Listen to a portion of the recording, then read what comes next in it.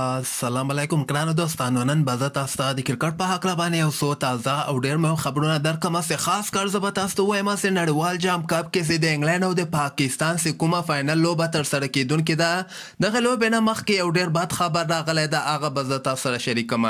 بل به زه تاسو ته د نوین الحق مینوالو ته یو ډېر د خوشحالۍ خبر ورکړم او د ابراهیم زدران په هکله به هم زه تاسو ته یو خبر درکړم چې ابراهیم زدران یو پټ واده کړی ده. او دې نه علاوه به زه تاسو ته د حضرت الله زازي په هکله باندې یو خبر درکړم. نو مهم معلومات در سره شریکوم. ویډیو تر اخره پورې وګورئ، په هر څه به تاسو پوه شئ. نو راځم اول زه تاسو ته دغه پاکستان سوپر لیګ په هکله باندې یو خبر درکوم چې دغلته د نوین الحق لپاره یو ډېر د خوشحالۍ خبر راغلی ده. زه به تاسو ته وایم چې کویټا ګریډیټرز چې کوم لوبغاړي ځان سره ساتلي یعنې ریټین کړي دي، په دغه کې نوین الحق هم شامل ده. دغه نور لوبغاړي چې کوم دي په دغه کې محمد نواز ده، جیسن روی ده، افتخار احمد ده، محمد حسنین ده، سرفراز احمد ده، عمر اکمل ده، نوین الحق ده او ویل سمیت ده. دغه لوبغاړي کویټا ټیم چې کوم ده ځان سره ساتلی، یعنی ډرافت ته به دغه لوبغاړي نه لیږل کیږي. او بل طرف ته لاهور کرنډ ټیم کې چې کوم لوبغاړي دي هغوی بیا رشید خان چې کوم د هغوی ځان سره ساتلی، شاهنشاه افریدي، حارث رؤوف، ډیوډ ویسي، عبدالله شفیق، کامران غلام، هری بروک او زمان خان، دغه لوبغاړي لاهور کرنډ ټیم خپل ځان سره ساتلی دي. نور بقایا ټیمونو خپل بعضې لوبغاړي ځان سره ساتلی دي چې دغلته کراچي کینګز ټیم چې کوم ده هغوی بابر اعظم خوسې کړی ده. د بابر اعظم په ځای باندې پېښور زلمی نه شعیب ملک اخیستلی ده او بابر اعظم به پېښور ته ورکړی ده. او دغلته لکه څنګه چې ما تاسو ته هغه څو ورځې مخکې هم خبر درکړی و چې پېښور زلمی حضرت الله زازی خوسې کړی دی، یعنې زازی به ډرافت کې شاملیږي. دغه ډرافت هم کیدی چې همدغه میاشتې 18 تاریخ باندې که خیري ترسره سي. ګورو چې څومره افغان لوبغاړي په دغه کې پاکستان سوپر لیګ کې اخیستل سوي دي. خو ښه خبر دلته د رشید خان او د نوین الحق مینوال لپاره راغلی چې دغه دوه لوبغاړي خپل ټیمونو ځان سره ساتلي دي. او بل به زه تاسو ته د افغانستان ځوان لوبغاړی ابراهیم زدران هم کوم ده په انګلند کې یو پټ واده کړی ده.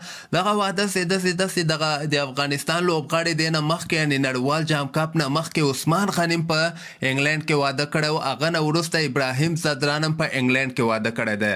یعنې دلته خبره واضحه ده چې د افغانستان زیاتره لوبغاړي اوس زړه نه ښه کوي چې په افغانستان کې ژوند تیر کړي. هر یو لوبغاړی کوشش کوي چې موږ خارج ته لاړ سو، اول ته موږ ته کوم کار مار برابر سي او اسناد واخلو. ځکه ګلبدین ایب هم خپله یو وخت کې دغسې مرکه کې دا خبره کړې وله چې د ما همدغه پلین ده چې کرکټ که زه چېرته پرېږدم نو زه به خارج ته ځم چې هر یو ملک ته لاړم، اول ته به کار و روزګار کوم او اسنادو لپاره د افغانستان زیاتره لوبغاړي چې کوم دي دغوی کوشش کوي چې اسناد ترلاسه کړي. اوس ابراهیم زدران هم په انګلند کې پټ واده کړی ده چې دې نه دغه معلومیږي ابراهیم زدران به هم آینده کې په افغانستان کې ژوند نه کوي. او بل به زه تاسو ته دغه نړیوال جام کپ کې چې کومه فاینل لوبه د پاکستان او د انګلند چې ترسره کیدونکې ده، دغه لوبه خو د یکشنبې په ورځ باندې ترسره کیدونکې ده. خو یو بد خبر به زه تاسو سره شریک کړم چې دغه لوبه کې د یکشنبې په ورځ باندې، دوشنبه په ورځ باندې او سه شنبې په ورځ باندې په میربن میدان کې ډېر تیز باران پیشګویي ورکړې ده چې تقریبا 90% چانس ده چې دغه ټوله ورځ کې باران وریږي. یعنې د یکشنبې په ورځ هم باران وریږي، دوشنبې او سه شنبې په ورځ به هم باران وریږي. که چېرته د یکشنبې په ورځ باندې باران ورېد او دوشنبې په ورځ باندې باران ونه وریږي نو دغه فاینل لوبه بیا دوشنبې په ورځ هم ترسره کیږي. خو که چېرته دوشنبې په ورځ باندې باران بیخي غلی نه سو، اول خو که چېرته باران غلی سو کیدی سي ورونه کم کې 10 اوره لوبه ترسره سي یا 15 اوره لوبه ترسره سي.